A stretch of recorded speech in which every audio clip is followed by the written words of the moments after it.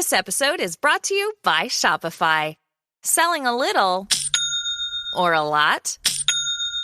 Do your thing however you cha-ching with Shopify, the global commerce platform that helps you sell at every stage of your business. Shopify helps you turn browsers into buyers with the internet's best converting checkout. 36% better on average compared to other leading commerce platforms. Get a $1 per month trial period at shopify.com/offer23. Apple Card is the credit card created by Apple. You earn 3% daily cash back up front when you use it to buy a new iPhone 15, AirPods, or any products at Apple. And you can automatically grow your daily cash at 4.15% annual percentage yield when you open a high-yield savings account. Apply for Apple Card in the Wallet app on iPhone. Apple Card subject to credit approval. Savings is available to Apple Card owners subject to eligibility. Savings accounts by Goldman Sachs Bank USA, member FDIC. Terms apply.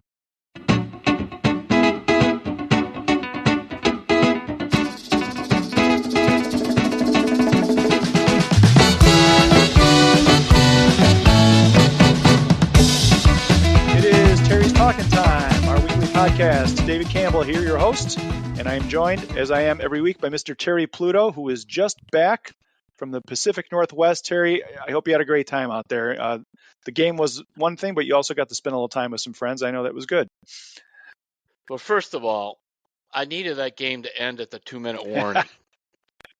I even had part of this nice column written about, they're winning with P.J. Walker. I'm not sure how, but Stefanski had a really good game plan. They got down, was it 17-3 and came back. All those things. And I was sitting next to a guy named Steve Kelly. He's retired now, but for years he kind of had my job up at, I think, the Seattle Times. And we were just at the end of laughing, go, your team will always just screw up a good story when you have it. And because I was telling, this is going to be great. Look at all this. And they're out there with third string running backs and everything else.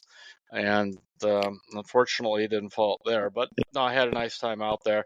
It's phenomenal when you look out the back of the stadium where they have like a little dining room there with the glass enclosed. And you see the harbor and the ferries. And so the scenery was great. The game was great till the last 2 minutes, but it's always great to be home. Yeah, this one place I've never been to, Seattle. I'd love to get out there sometime, and it seems like there's tons of great stuff. And I was watching the game on TV, and it was actually sunny, which I was not expecting. Yeah, it was. So. And it was sunny the 3 days there. The thing that people who haven't been to Seattle, or like me, had not been out there for maybe 10 or 12 years, it has grown so much, and the traffic is, the old 4 or 5 lanes on each side, really, it jams up sort of for no reason at any time. It makes me grateful I've always been grateful to live in where I grew up in Northeast Ohio, but we are in a major market without a lot of the major market headaches. No doubt. We're the smallest market with the a team in MLB, NBA, and NFL. And so it's really nice. I didn't realize kind of how much sort of on edge I was driving, because even though I wasn't out in quote unquote rush hour, it was still all kinds of problems till I got home. Say, this is so nice driving on 77. So, all right, we got a lot to get into, right, Terry. So where do you want to November, start? and all right, David, who's playing quarterback? That's what everybody wants to know. Who's going to play? Yeah, who knows, right? All right, so we're going to talk about the Browns. We're going to get into the Cavs, who lost to the Knicks last night in the playoff rematch. There's some baseball stuff that I want to get into about the Guardians manager, and you've got a column going up tomorrow morning about Frank Howard, which is just it's a treat to read. I know you called Rocky about that. So we have a couple more letters from fans about why they're Cleveland sports fans. So we got a good podcast today, and it's November. Did you see this, Terry? The other day was one of the rare, they call it a sports equinox, where every sport is playing on the same day. And it's only happened like 20 or 30 times, but I think we had one last week. But it's a crazy time of year. So let's get into it. So the Browns quarterback situation, we're taping this on Wednesday around 5 o'clock. It seems like Deshaun Watson is throwing the ball with some zip today in practice. So we don't know what that means, right? But where do you stand with the Browns quarterback situation, and what I guess we can make it 2 parts, but what they did or didn't do at the trade deadline? Okay, if they should have inside information. Let's start with that, because he's their guy there. And I saw the videos of him throwing, and it looked pretty good. And those who are out there, Mary Kay and so on, thought that his arm looked stronger than it's been. So maybe that was why they decided not to just go all that far for Jacoby Brissett, who supposedly they wanted a third-round pick for him. Washington did. Figuring, okay, we think Deshaun's coming back. We're going to play. Now, here's the key thing to watch if he does play Sunday or whenever he plays. See, it's one thing to just 1, 2, 3 steps, 3-step drop throw. In other words, you're not moving around. You're just your arm slot. It's easy to keep your whole body, everything lined up correctly. And as you saw when he played against Indianapolis, and especially his style of scrambling all over, the left shoulder goes flying out, the right arm goes this other direction. That puts a lot of strain on the rotator cuff. And that's where we'll have to see how that goes if he does play. So they seem to think he's almost, maybe, sort of, could be ready. You make a great point about the throwing on the move, Terry. I think that'll be a true indicator because we did see some of those balls dropping short when he was on the move. They know, like, they look at everything, right? And I think the fact that they're playing Arizona this week might have figured into the trade deadline inactivity at quarterback, because I think they can win this game Sunday regardless of who's in there. And then they're thinking Watson will definitely back for the Ravens game. That's all conjecture. I have nothing to base that on. But everybody's like, why didn't they do something? Why didn't they do something? Well, they kind of, like you said, they have inside information that we don't know. And I do think that played into it. I really do. I mean, I still would have liked to. I might have given a third for Brissett. I really might have. Even though he was in the last year of his contract, huh? Yeah, just because I'm just worried about a re-injury with Deshaun. And Lord knows, I never thought I'd make a case for a guy who's played 3 games and has 7 turnovers and 1 TD pass that he ought to start. But that is P.J. Walker. And I also know that's totally unsustainable that he's 2-1. So I just worry that Deshaun's not going to go the distance. And I still think, despite all the problems they've had, with losing Nick Chubb or whatever, you're 4-3. And with reasonable quarterback play, you could win 10 games. But I don't think you could do that if Watson goes out with the current group they have. So that's why I probably would have done that with Jacoby, and try to see. I know he's in the last year of a contract, but you might have been able to sign him anyway and extend him. Interesting. All right, Terry. So we don't know who's going to start on Sunday, but we pretty much know it's either going to be Deshaun Watson, or if he can't go, PJ Walker is going to start. Kevin Stefanski has said that this week. That's the right move, right? You don't think Dorian Thompson-Robinson should get a shot? I mean, however he did it, whether he's an innocent bystander or directly involved in them winning, they're 2-1, and it could easily have been 3-0 with him. It's just like his record. I think his career record is something like, I think it's 6-4, but really should be 7-4 because he didn't get the win for the Indianapolis game. That's a bad rule that the NFL has. They should have like a stat guy award the win to whatever quarterback actually plays the whole game. Anyway. There's something about him. I see the players relating to him. I think they play hard with him on the field. They do. But I got to be honest, Terry, I heard a quote from PJ Walker after the game the other day that if I'm a Browns fan, like, that it really worries me. And I pulled it out because I wanted to get your thoughts on it. It's right after the game. They just lose on an interception. He says they played 44 palms, which I think that's the defense they were in. They blitzed the nickel. The inside, we were throwing double slants to the field, was just trying to put the ball on Coop, let him fall for the first down. Got tipped in the air. That's just out of control for that one. Out of our control. That's just out of our control for that one. And I heard that quote, and I'm a Browns fan. I'm like, what quarterback says that throwing a ball and having it deflect off a guy's head is out of his control? Like, that's directly in your control, and it kind of feeds into what Kevin Stefanski has been so upset about the last few days, is like the turnovers. I mean, the Browns lead the league with 17 turnovers, and your quarterback is saying, oh, that was out of control, nothing we could do. I thought that was a really Yeah. weird thing for him to say. What's your take on it? It was, and I also just think he was frustrated. And then on top of it, I'm sure he knew that everybody was saying they should have run the ball even right after the game because that was a line of questioning. So it's like, well, you got okay. So the quarterback says, "Don't blame me." And while Kevin won't say it, he's probably thinking, "Don't blame me. We had like 3 guys open on that play." But I just really believe you have to know your players and your personnel. You have a turnover-prone quarterback, and you just don't ask him to put that ball in the air in that situation. That's my thing.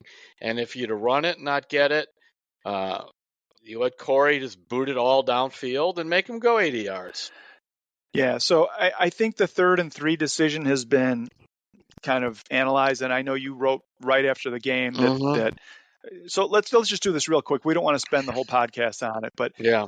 I do want to say I thought Kevin Stefanski, his game calling against Seattle was masterful.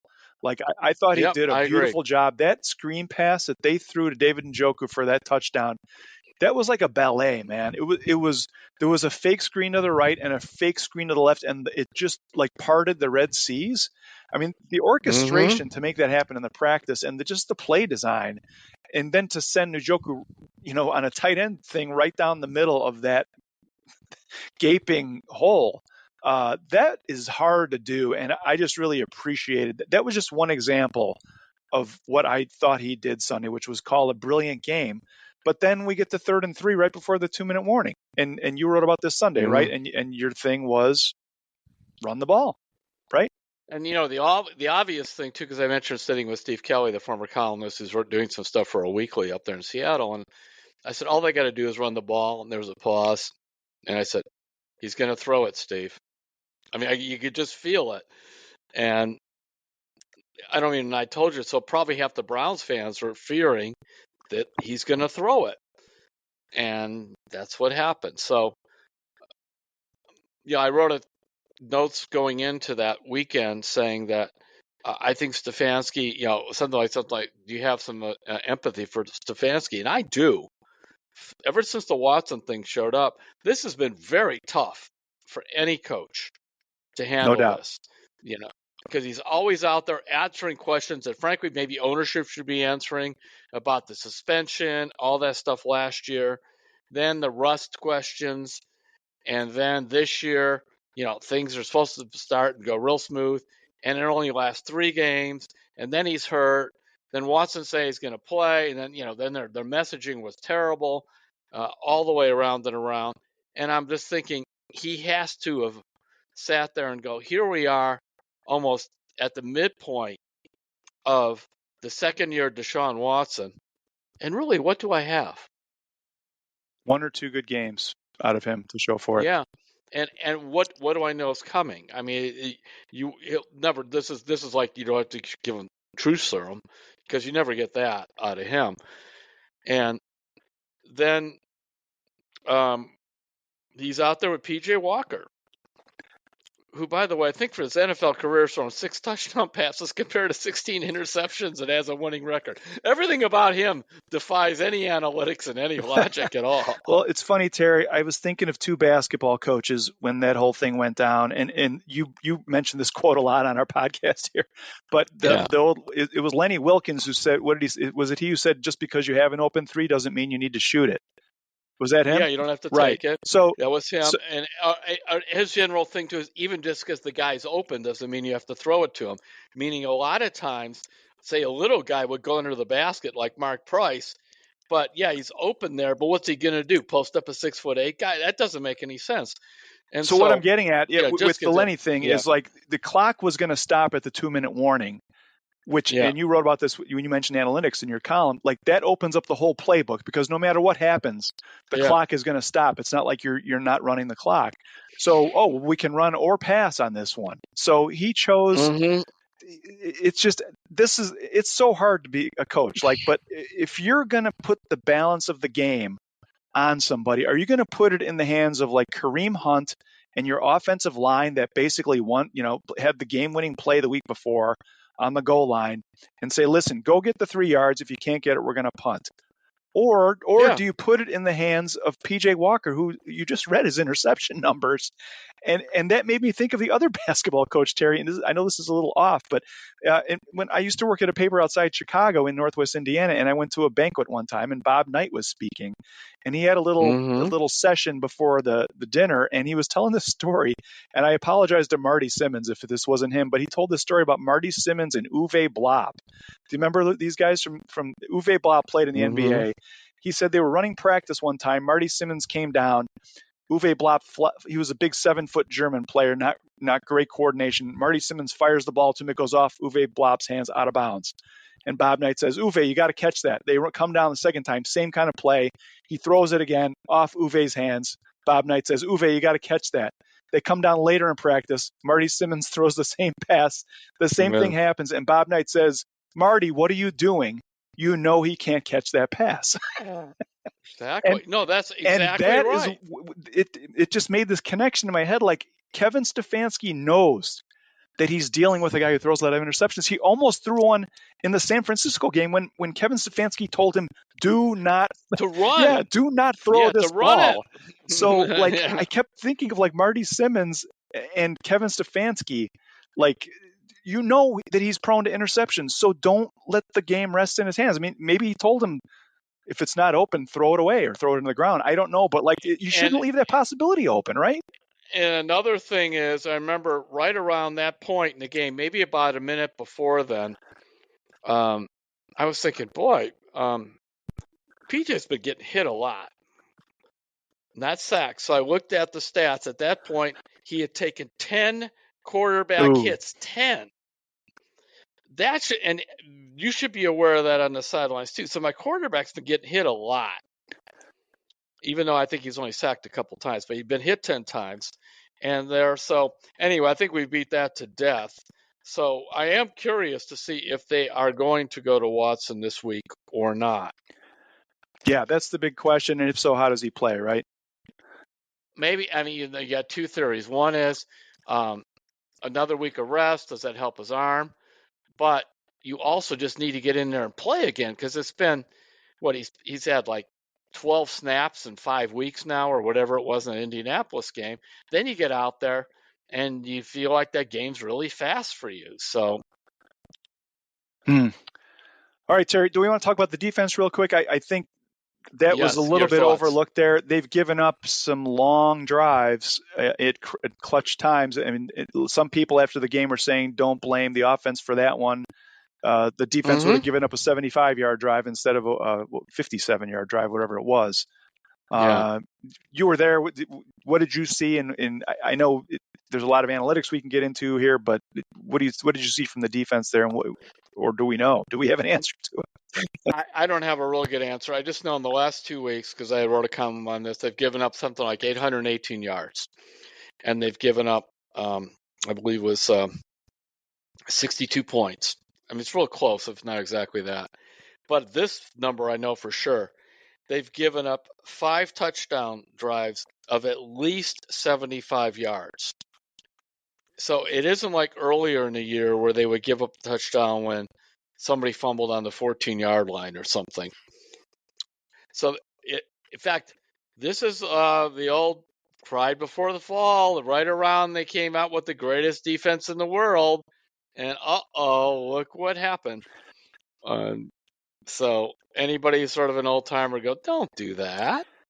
Yeah, and Schwartz called it. He said they don't give any awards for 5 weeks or something, right? After he was right about that. Yeah. So I'd be wonder what they are when they do look at that. I mean, they were double and triple teaming Garrett. Smith does get rid of the ball quickly, but you can't force him into mistakes with pressure, even if you're not sacking him. I think finally Garrett got him towards the end, and he did have 2 interceptions in that game. So they better. That's I guess the other caveat is, look, if the defense is suddenly falling apart, then it doesn't matter this year. You're in big trouble. Yeah, I have to find the numbers on this, and I don't have it, Terry. But it's like, what are you best at? They're best at playing man-to-man defense, and rushing the passer, right? In crunch time especially. Yeah. And I would like to see them just do that. A lot of teams go into zones and shells and two and three high to try and stop the big play, and you're just giving up chunks of yardage. And just do what you do best. Like I think the offense and the defense, if they would have just relied on what they do best the other day, it might have been a different story. Like I don't know, Yeah. but Well, there's always a temptation, almost in any business.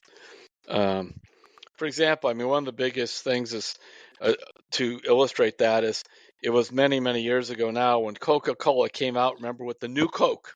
oh yeah, Well, who said there was anything wrong with the old Coke when it had the majority share of the market?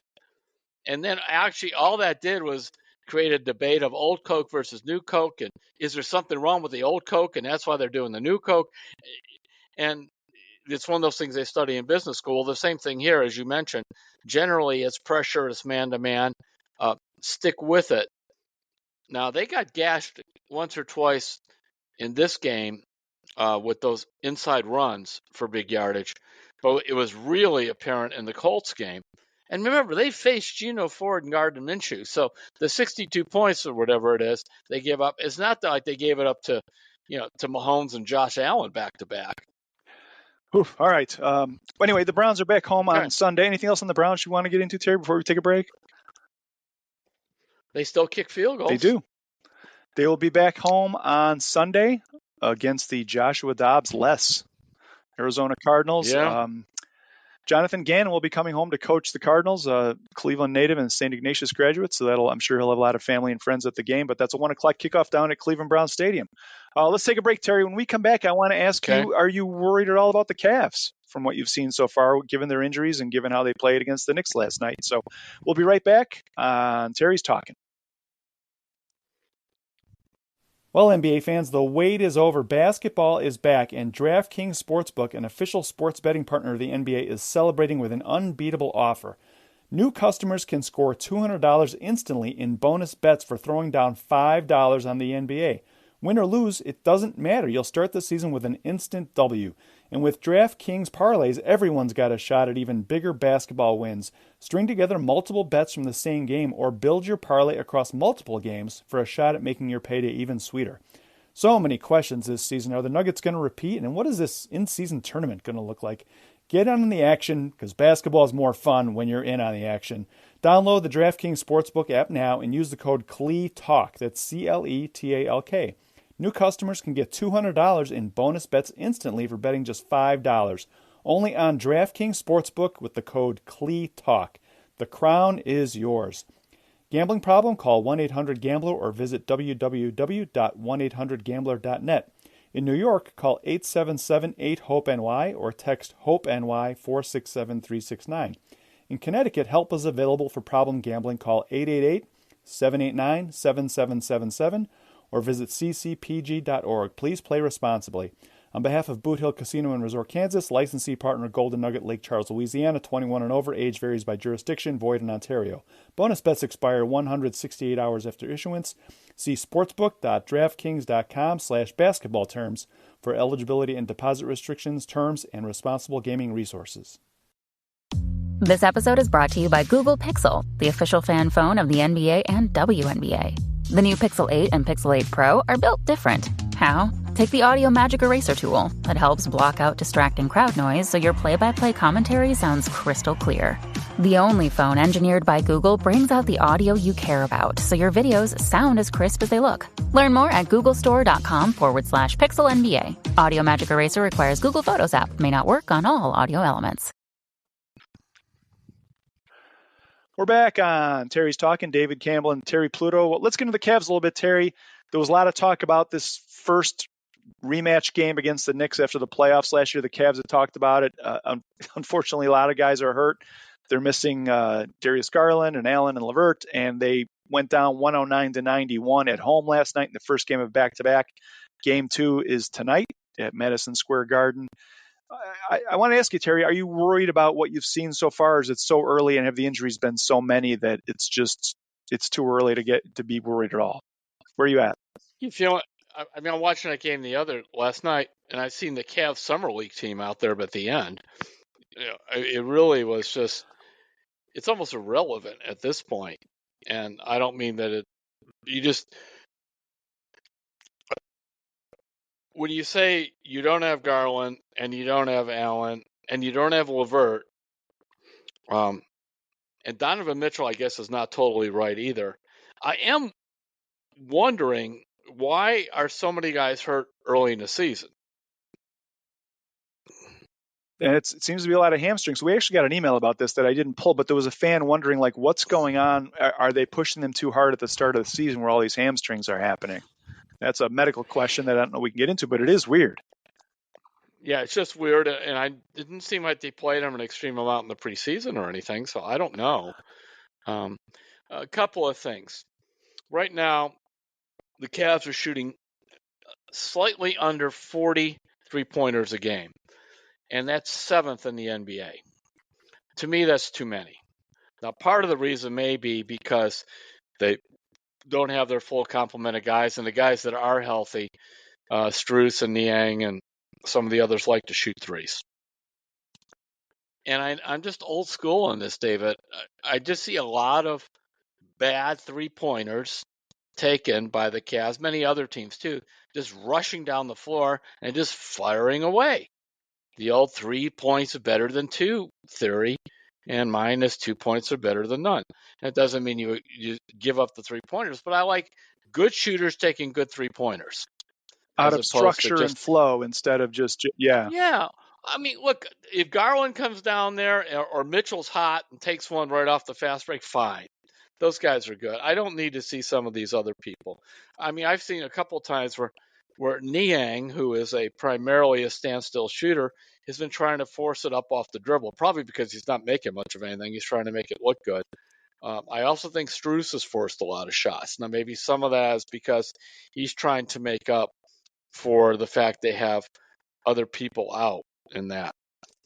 But he did make some interesting points with Chris Fedor. And what about that, David? Yeah, so let's get into that. Chris Fedor, who covers our colleague who covers the Cavaliers, had a little session with Strus after the game last night, and it was really revealing. And Chris was writing about how Strus is bringing this Miami Heat accountability culture with him to Cleveland. And what are we, a few games into the season, he told Chris, we got our A blank blank beat tonight. You can make all the excuses you want. At the end of the day, they played harder than us. They out-toughed us. They beat the S out of us. They came in and did the same thing that they did last year. Hopefully that lights a flare in our locker room, and hopefully we respond to tomorrow. We have to be better. I like playing basketball the right way. It makes things easier when you do things the right way. And then Chris asked him, did the Cavs play the right way on Tuesday night? And Strus said, we did not. We played their game. We did what they wanted us to do, played right into their hands, and that didn't work for us. It shouldn't ever matter who's out there for us. We have enough guys who know how to play basketball in here. We need to be better. So what was your take on all that?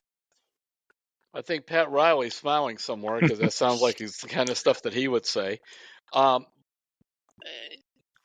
playing their game, I think what he believes there is, see, the Knicks want to force you into these kind of quick 3-pointers and taking shots that maybe are out of your zone a little bit. And so that's what I think, because they say, well, they build a wall around the basket and try to take away the drives. And well, that's true, but figure out if you swing the ball a couple times around to the other side of the court, you could probably find someone. If you're just going to play always on the right side of the court or the left side of the court, you're very easy to defend. And that's what I see there. You know, they talk ball movement, but I haven't seen a lot of it. Secondly, there's 2 things going on with Mobley. Number one is they're not maybe sure where to get him the ball.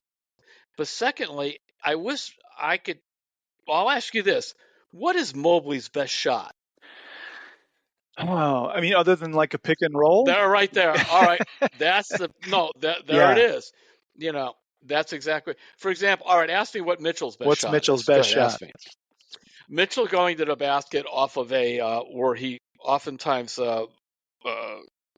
maybe he starts going to his left and goes to his right, or goes to his right to his left, drives to the rim, maybe takes a bump and makes a layup. He is very strong in the core muscles of the body on the drive. taking a hit and making layups from different angles, different sides, and it's usually a change of direction dribble. That's his best shot. And so you know that.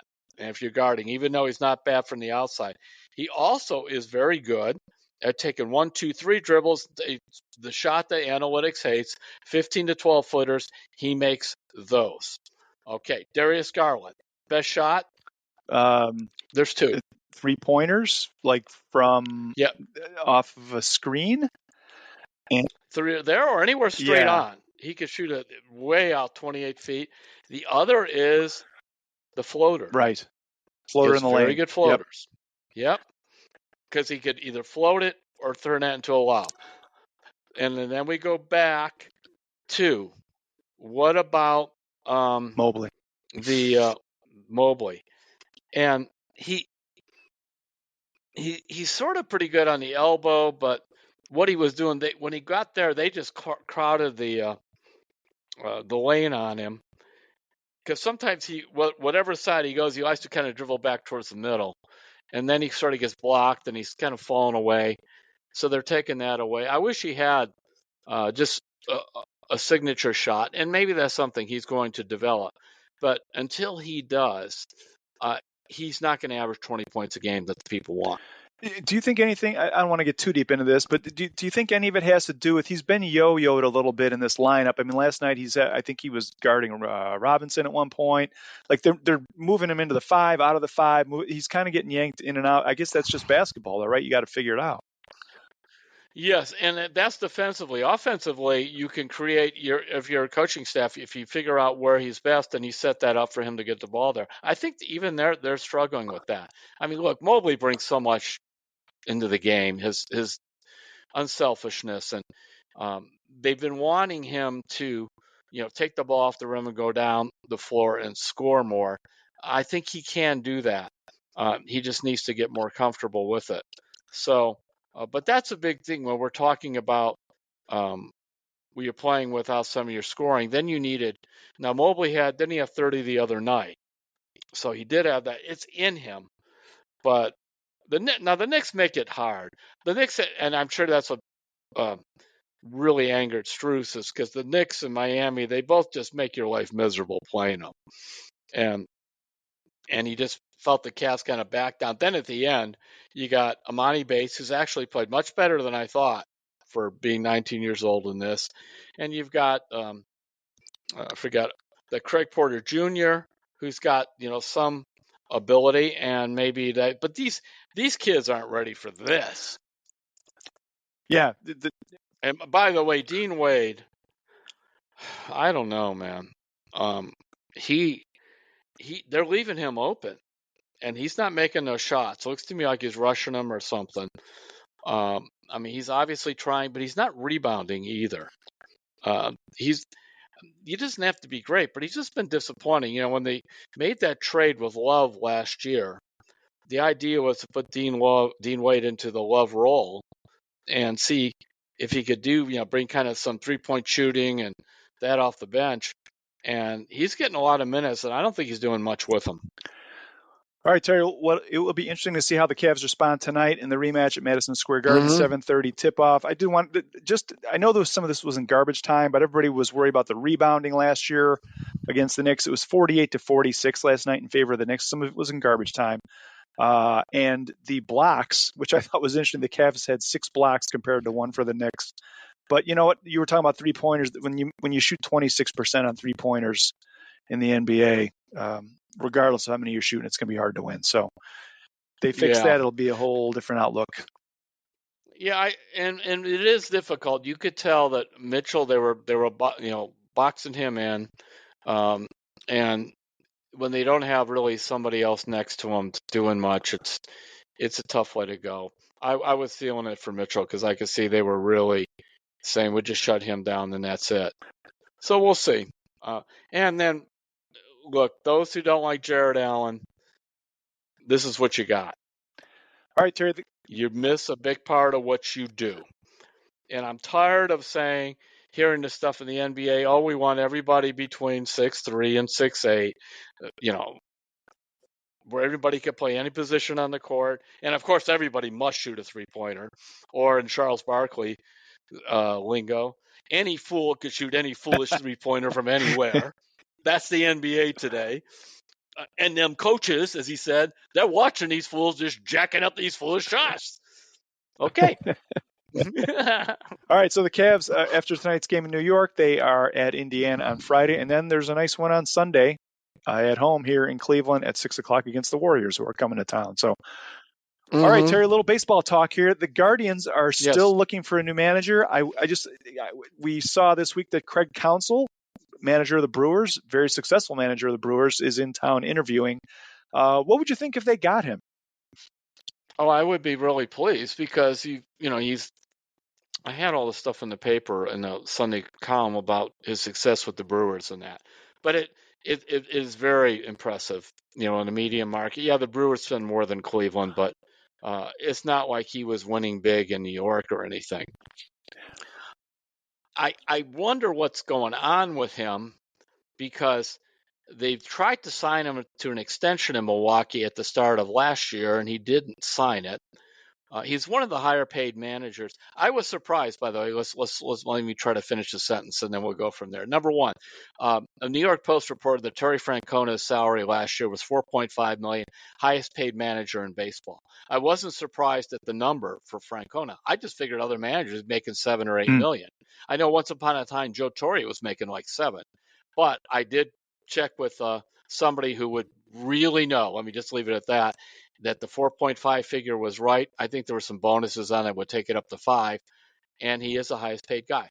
So they could easily take that number and give it to Counsell, who was making 3.5. So they could jack that up.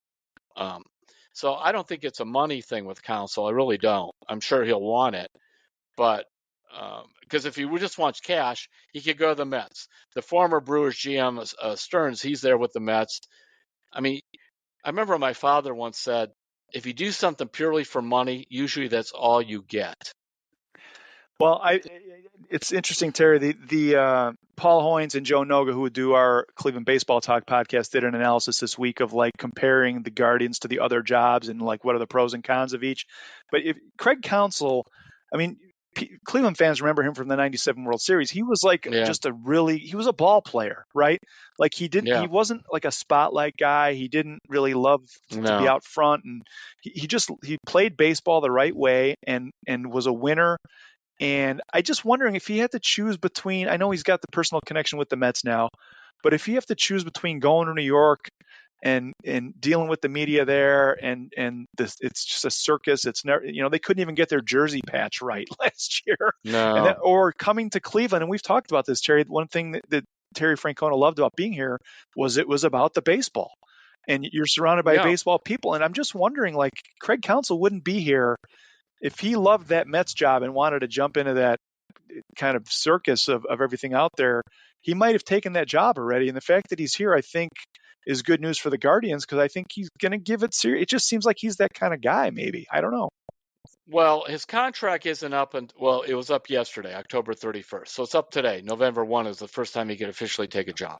So that's number one. Number two, he does have 2 girls. He lives in Wisconsin. He's from Wisconsin. He's got 2 kids in high school there, I heard. And I think one at Minnesota and one somewhere else in the Big Ten. So he's got a lot of Midwest connections. I mean, it seems like if he doesn't want to stay in Milwaukee, Cleveland would make sense for him. I don't know where else he'll end up entering somewhere else. Why he hasn't re-up with Milwaukee, I'm not sure, because it just seems to be a natural fit. But you got to go for, your Cleveland. Now, I was told, and I wrote it by a person real close to the situation, the Guardians knows it's a long shot. But why not try for it? Because those rest of these guys, Andy Green and I forgot all the other candidates, they're either Green and managed San Diego rather unsuccessfully once upon a time, and the other guys have not been managers anywhere they've interviewed. You could go back to that pool anytime you want. Yeah, and you could be using the Mets and the Guardians as leverage to get more money out of the Brewers. Like, we don't really know. So that could be really what's going on here. Yeah. And he was big in the union when he was a player. So this may be And I know a lot of the managers, and I think it's fair to say, think that work underpaid compared to just, things in general. My goodness, they gave Mike Zunino $6 million and Terry Francona was making 4.5, and that's the highest paid manager in baseball? I mean, Yeah. really? And Terry Uh, Francona had a better throwing shoulder.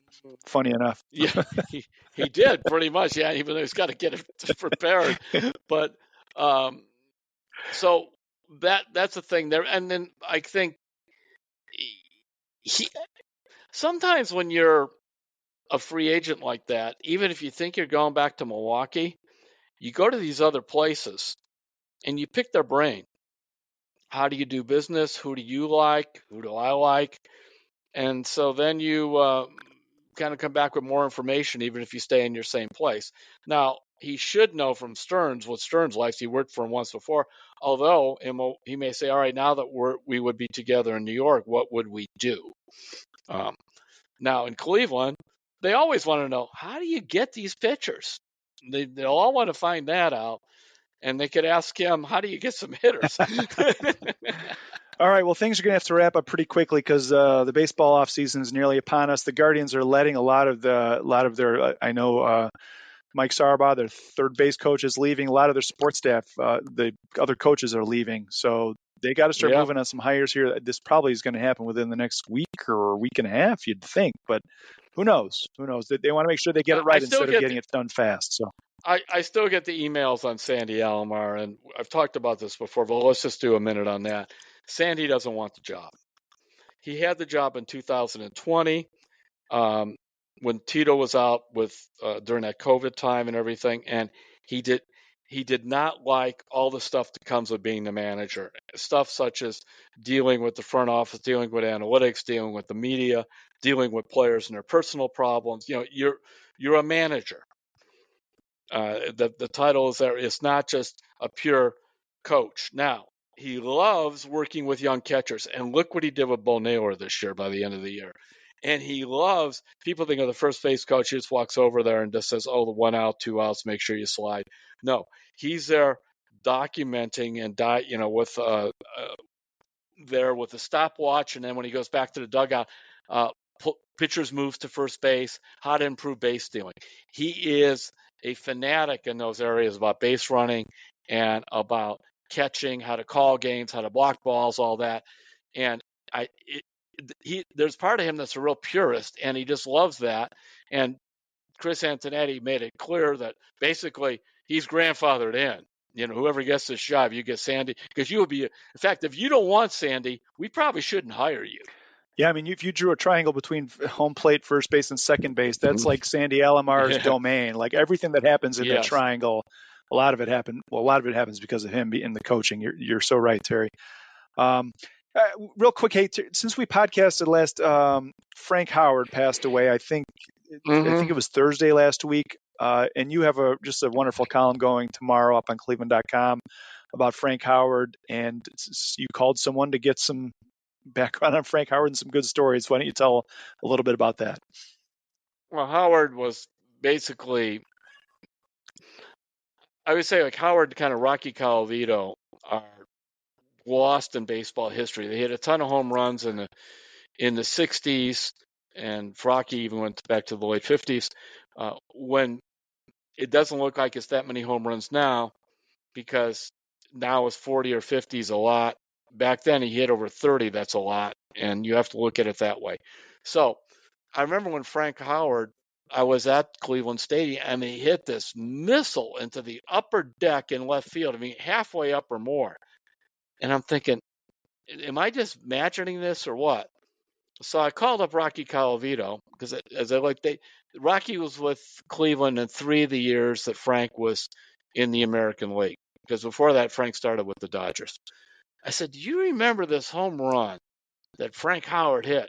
He goes, yeah, halfway up the left field, if not more. I go, I hit a couple myself up there, but nothing like that one. And then he's on about nobody hit the ball as far as Frank Howard. And I said, would you ever meet him? He goes, yeah, the first time. I don't know why. We were in Mexico City with these exhibition games or something. And he comes up to me and he introduces himself. He goes like, nobody would know who Frank Howard is because he's 6'7", he was listed as 6'7", 250. He's like 275. And remember, this is a time when guys are not as big as they are now. And he's wearing glasses, and I'm Frank Howard. Hi, I'd love to meet you, Mr. Calavito. He goes, Mr. Calavito, I'm Rocky. He said half the time he still called him Mr. Calavito. Rocky was a few years older, and was kind of the slugger. And I think Frank admired Rocky. They're both right-handed power hitters. It's a fun story to read, and Rocky is 90 years old now, and he's a treasure to have around. He is my go-to baseball encyclopedia on kind of Cleveland stuff. But because sometimes you wonder, is my memory right, or is this just how I want to remember it? But that was the home run. Then I was looking. I remember this guy just crushing Cleveland. Of course, it felt like that back then, no matter who. But I looked it up, and his OPS against the Tribe was like 1,100. I mean, he just owned them, and he had hit more home runs in Cleveland. The only visiting ballpark that he hit more home runs in Cleveland was Baltimore. I think it was 35 in Baltimore, 34 in Cleveland. So it's a lot of fun if for players or people who follow players of a certain age. If not, it's a good way to look at baseball history. And I think you'll be shocked to see how Rocky and Frank Howard's stats are almost identical for their long That's careers. something, isn't it? One of my favorite stories, Terry, was you were writing about how when Ted Williams managed Frank Howard in Washington, he was trying to get him to hit for more contact. But I guess when Frank Howard used to hit the ball so far at the old RFK Stadium that they would paint the seats white to show where the home run landed. And Ted Williams' line was, on all the green seats for all the times that he struck out. Struck out. And it was a story that Frank Howard told on himself. Yeah. And actually, I looked it up. The couple years, people forget that Ted Williams managed, which is only a few years in Washington. The couple years he had Frank Howard, the first two, the home runs went up, the walks went up, the strikeouts went down. So that's another thing. It's a lot of fun. The nostalgia is good, so check it out. All right, and that'll be up on the website tomorrow morning, and I think it'll be in the Plain Dealer tomorrow. Well, maybe Friday. We'll see when they Friday. Okay. Yeah, I think Friday, home delivery. Great. Okay, Terry, let's move on here. I do want to mention real quick before I forget, because I do quite often. If you want to sign up for Terry's newsletter, go to cleveland.com/newsletters. You just click a box. You'll get everything that Terry writes in a given week in your mailbox every Monday. It is free, and it literally takes a minute. So cleveland.com/newsletters. And then about a month or so ago for our 100th episode, you invited fans to write us at sports@cleveland.com and tell us where they're from, how they're still a Cleveland sports fan, and why they became a Cleveland sports fan. So we have a couple more of those that I thought we would get to here. You ready? All right. This first one is from Mark Stringer. And Mark says, grew up in Akron as a Cleveland sports fan reading Terry in the Beacon Journal in the 1980s. When post-college life, I graduated from Ashland in 1989, took me out of Northeast Ohio. I kept my fandom, especially of the Indians/Guardians. I used to be a diehard Browns fan until the move to Baltimore. Now I only casually pay attention from afar, and I rarely watch games. But if they ever get good again, like those 80s teams, I'll get sucked back in for sure. I'm a peripheral fan of the Cavs, even during the LeBron years, though I'm excited about the current team. Still enjoy the writing and perspectives of Terry, thanks to the internet and the podcast, of which I'm a weekly listener. I've lived in Des Moines since 2001, with time in Chicago and Omaha before that. I'll never stop caring about Cleveland sports. Thanks for doing the podcast. Love it. And thanks for that, Mark. And then our last one for this week is from Tom White, and he lives in Farmington, New York. And he says, hey, Terry, I've been a Browns fan for 60 years. My first real encounter was in 1963 when I was 13. I lived on a small farm in a small farming community outside Syracuse. That year, there was a father and son banquet at our church. My dad and I went, and the Jim Brown was the guest speaker. Wow. My recollections from that night are that Jim Brown was a mountain of a man, and his speech was incredibly motivational. And after that, his speech, I got to say hello and shake his hand. That was it. I was hooked as a Browns fan. Over the years, some of my most memorable moments are centered around the Browns, watching the Cardiac Kids, Red Right 88, beating the Jets in double overtime, the heartbreaking losses in the AFC Championships. When the team was leaving for Baltimore, I was watching their last game in Cleveland on TV with my family, and my 9-year-old daughter asked me why I was crying. I must admit, since the return in '99, it's been tough, but the Browns continue to unite my family, my wife, daughter, and son, brother-in-law, sister, and their son, my dad and mom. All of us have made trips to Cleveland to watch the Browns. What fantastic memories. We were there the night they beat the Giants on Monday Night Football. What a rush. My wife, son, and I were at the cold, snowy game when they beat Buffalo. Phil Dawson's field goal that day was one of the best kicks I've ever seen. Now to the present, we are in Cleveland for the Bengals game this year. What a rush. I've never heard the stadium that loud. What a heartbreak when Nick Chubb was hurt. I pray for his complete recovery. And then Tom ends up by saying, why do I like suffering being a Cleveland sports fan? It brings my family together. I am and always have been proud to be a Browns fan. That will continue until the day I go to meet my maker. Go Browns. And that's from Tom White again in Farmington, New York. So, and that's it's an common story. Uncommon that it comes from different areas. Common that it was, I had a guy in the airport recognize me, came up, and I want to say he was flying to Seattle too, but he lived in Spokane or Portland, I forgot which. And I mean, I think he moved from Cleveland when he was like 12. and let's put it this way, he's a lot closer to 60 than he is to 40. And, and he's still, I read you on the internet and this and that. And so I am grateful for whether it's podcast or the internet because of how it allows anybody, if you want it, you can get it. Yeah, it's a great time. And no matter where you are. This letter, Terry, a lot of people who are younger might not remember this, but back in the 60s, 70s, and even into the 80s, teams were desperate for fans to come and buy tickets. And so there'd be this chicken dinner circuit where they'd send players and coaches out into the community to have, to these father-son banquets like he was talking about. And that's kind of one of the cool lost things of sports that I feel like we don't have anymore, that it used to be so intimate. You could meet Jim Brown at your church and stuff. And that's one of the things that I think sports has gotten a lot more corporate the last 25 years or so. And that's a little bit lost. But the other thing about that, David, because I wrote about some of that, cheap plug time at Vintage Browns, where you could go, and if you had $50 or $100 in a budget, say in the 60s or 70s, 50s for sure, you can get a guy to come to your church or your car dealer or something. These guys wanted that $100. They wanted even at $50. Oh yeah, that's right. And I mean, because it wasn't there. Now it's like, I don't know what it would cost to get a player to go somewhere. So probably you'd want your house, and that's kind of the deal there. But that's the other thing that changed. So yeah, but it's pretty neat. Jim Brown. That's wow. In 1963 too. Yeah, so. Right in the heyday. They're right before the championship year. So thanks for those letters. Hey, if you have a thought, a comment, question for the podcast, hit us at sports@cleveland.com, and we will try and get it on next week. So tell us what your thoughts are, and we will talk to you next week on Terry's Talk.